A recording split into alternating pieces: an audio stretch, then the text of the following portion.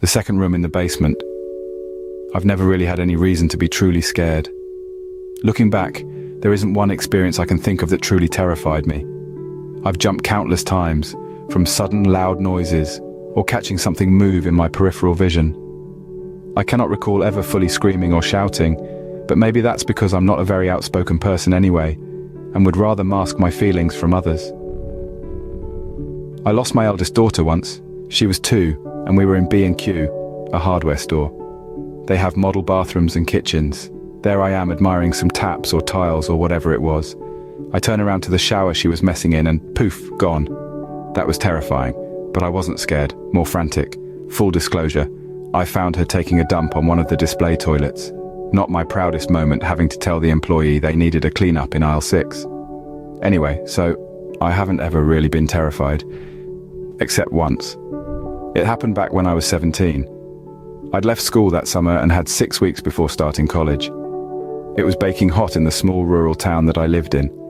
Situated pretty much in the middle of England, it's an old coal mining town and a bit of British history here.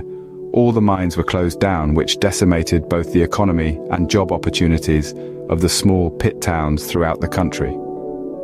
Back to my town. If you're old enough, or at least look old enough, you spend your time in the local pubs. If you're not, you have nothing else to do but roam the streets seeking your own entertainment.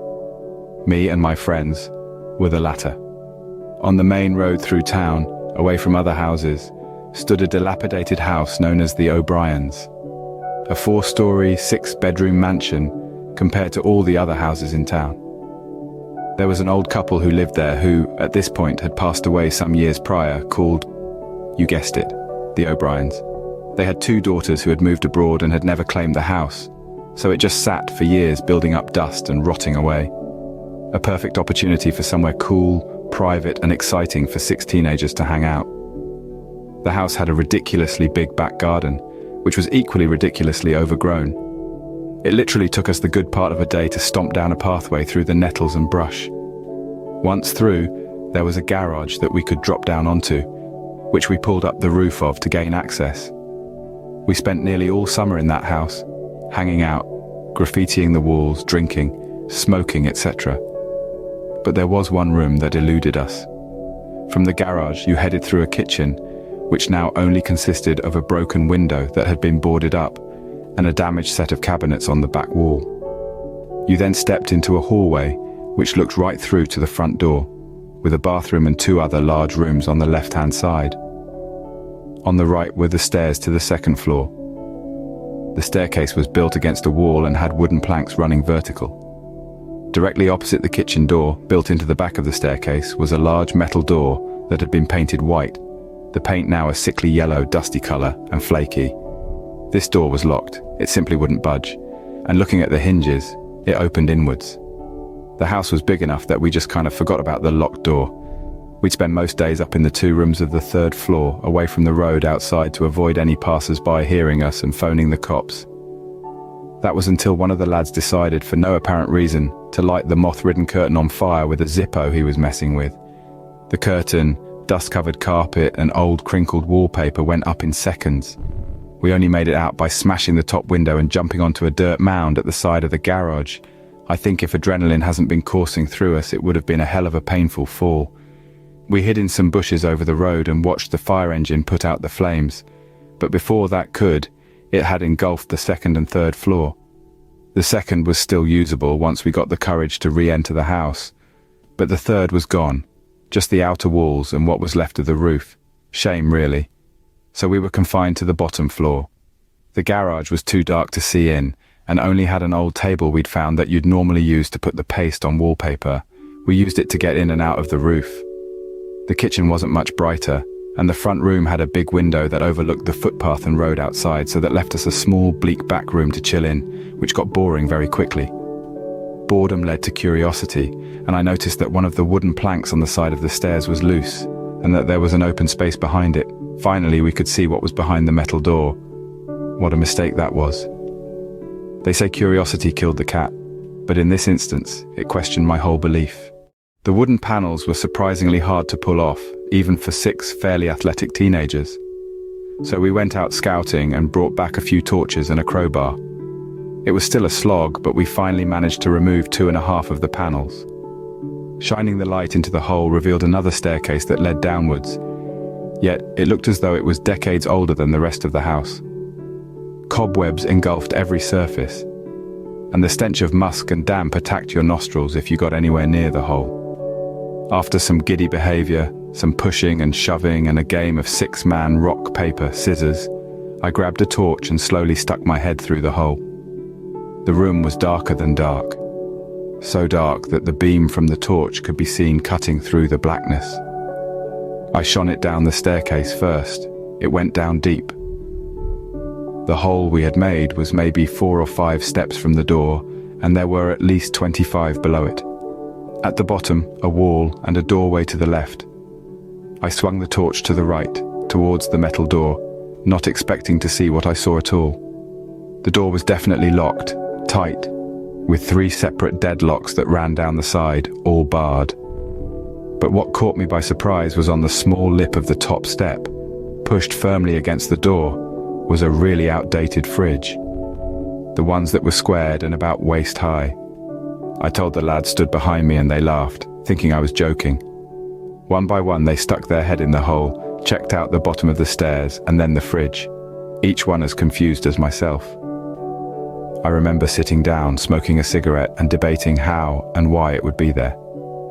The door clearly opened inwards, which meant the door must have been locked from the inside, then somehow the fridge put up against it from the inside. We spent the rest of the day checking the garage and surrounding area of the house for a trapdoor or another entrance/exit to the cellar, but couldn't find anything. We put it down to the sheer size and state of the garden and went home. The next few visits to the house was us trying to decide who would enter the cellar first. No one wanted to, and no matter how many games of rock, paper, scissors we played, it was always best out of a higher number. Until one day, I'd had enough. We were sat in a circle in the other room, messing with stuff and just generally chatting. Except me, I just sat and stared at this hole, this dark void in the wall. Finally, I got up, exclaimed my intentions, took the torch from my pocket and stepped inside. Everyone else quickly and very excitedly followed. Immediately, the first few layers of the wooden steps just disintegrated under my feet. They turned into a mulch of damp splinters that clung to the sole of my shoe when I lifted my foot. It was worrying, but the stairs seemed sturdy enough. Each step I took downwards, the temperature dropped rapidly, and the air seemed to get thicker and thicker. The inches of dust that I kicked up didn't help also. Admittedly, I was a little scared, but I had 5 other lads behind me, so it was impossible to turn tail now. I headed down and reached the second to last step. I could see the doorway, which led to an open room. Pausing, I regained my courage with a few shaky, deep breaths and stepped through. The room was in a worse state than the stairs. Webs littered the rafters and floorboards above like moss. They hung from the ceiling in clumps, all tarnished with dust. Weirdly, thinking about it now, we never saw any spiders though. The floor was carpeted in a layer of debris from the rotting wood above, dust and dirt. It was a miracle none of us ever fell through the floor above. This place was a mess. The room was huge, expanding underneath the bathroom and both rooms on the first floor, and it was dark. There was no light source, other than the torches 3 of us now carried. The room stood empty, except for a wooden table smack bang in the middle. No chair, nothing around it, but on it stood a metal plate, crudely bashed into shape, with the remnants of a black goo on it.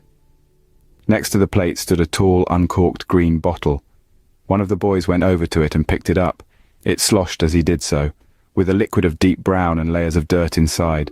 I never smelled it, but apparently it was putrid. At first we didn't see the other doorway. It was in the corner directly opposite the one we had entered. No door, just total darkness. We tried to shine our torches through it, but they didn't seem to cut through the shadows. It was like there was actually a door there, one that drained the torchlight.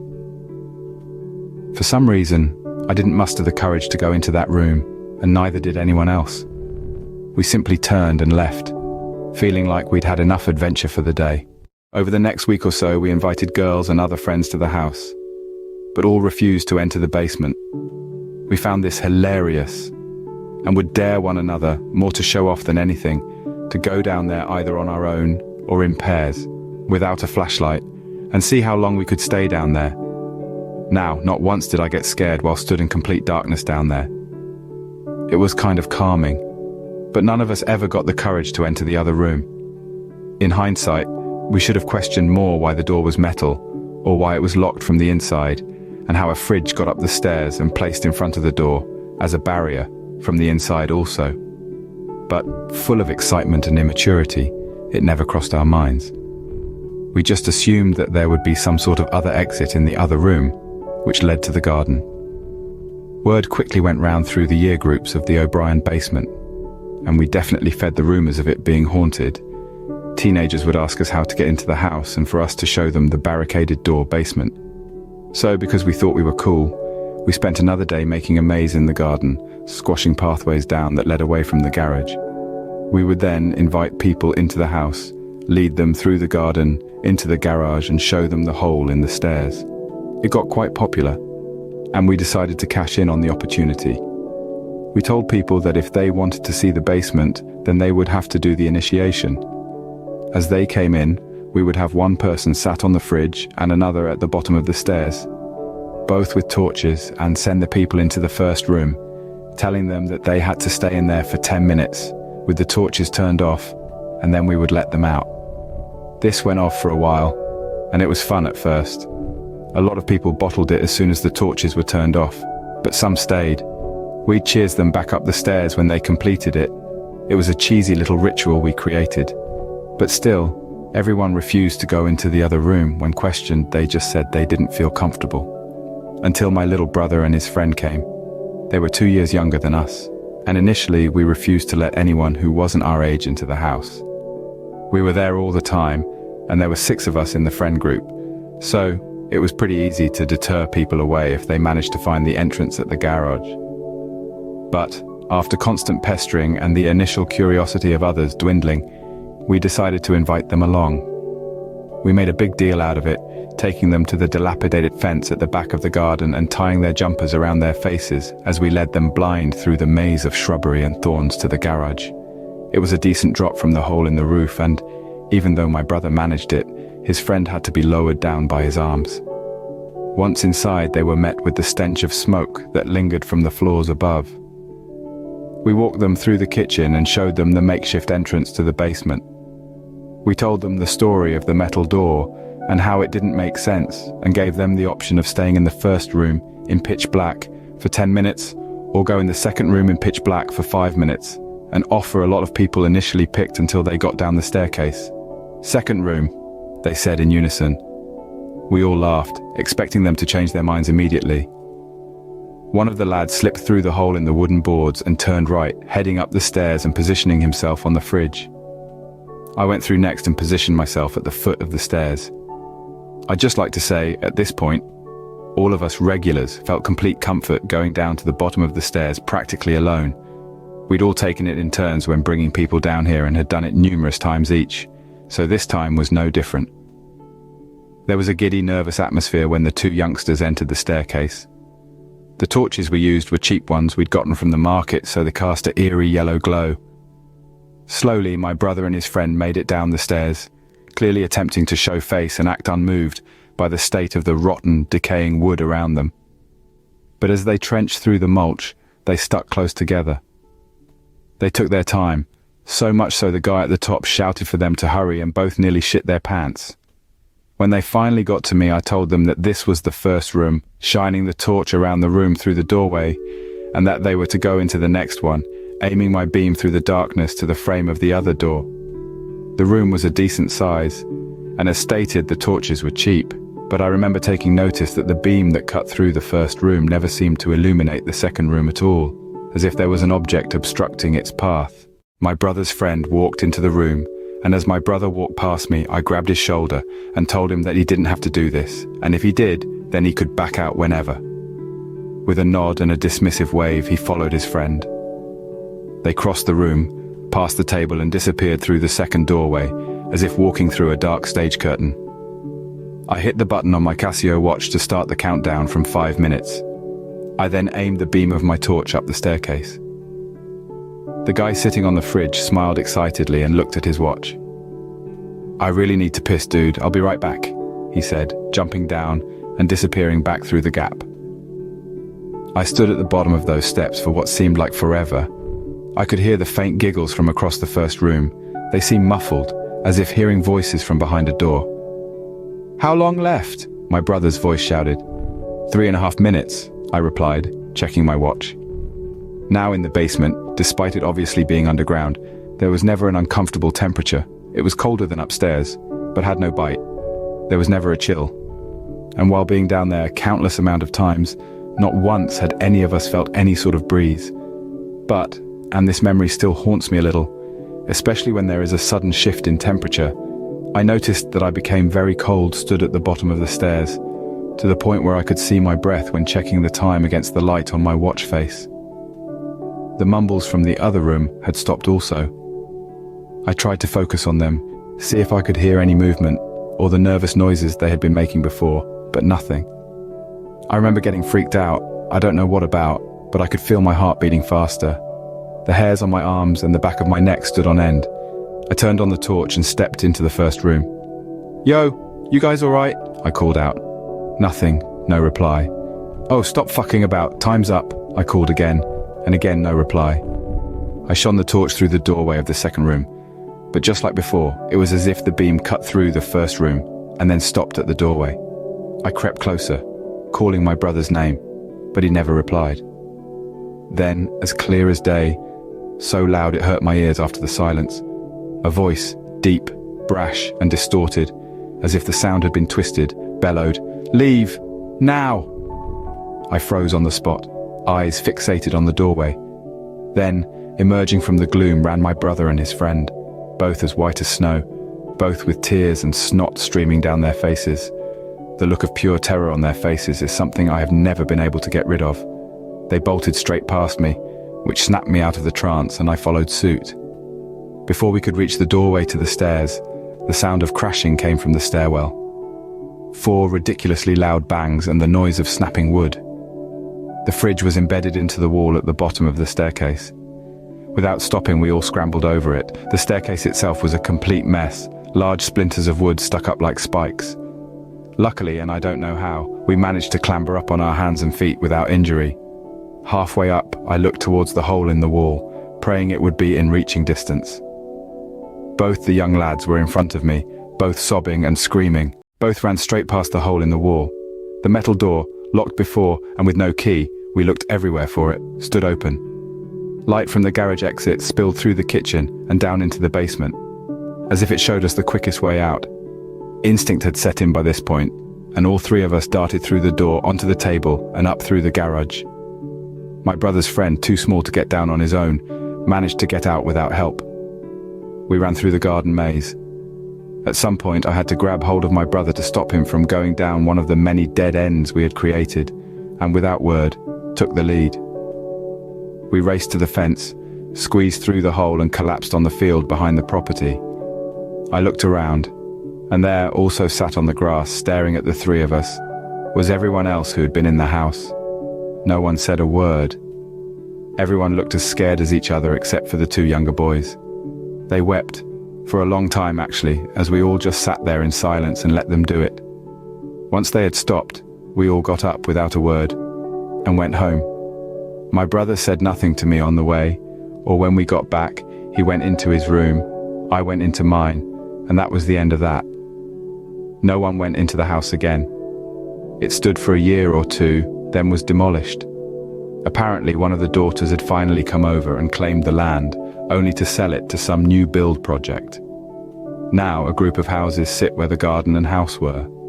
Nice looking houses, to be fair. My brother still refuses to walk past that estate. They never built on the land directly above the cellar. Apparently, and I've never actually had this confirmed, but the builders refused to fill the cellar in for some reason, just bricked it up and left it as open space despite being able to fit a perfectly good house on there.